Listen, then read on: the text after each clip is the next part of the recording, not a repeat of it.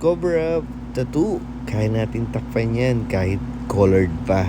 Right choice of design, placement, kayang-kaya po yan. Respeto sa dating design o grupo na pinakover up ni Ma'am Jana. Meron siyang dahilan kung bakit. So sa lahat na gustong magpa-tattoo, colored man yan o black and gray, cover up, kayang-kaya po yan. Yeah. Ito si Jana.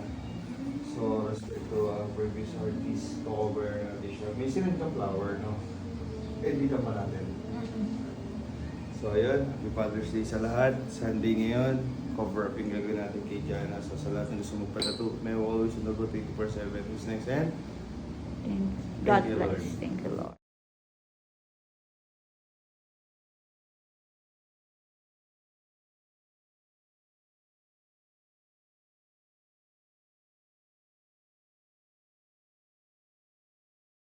TikTok naman dyan.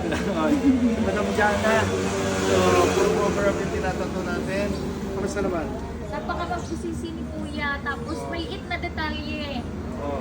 Grabe si Kuya. Ako na yung umaayaw, pero sabi ni Kuya, sayang daw. Napaka-perfecto. Ayun. Salamat Siya, Salamat thank sa you lagi. din.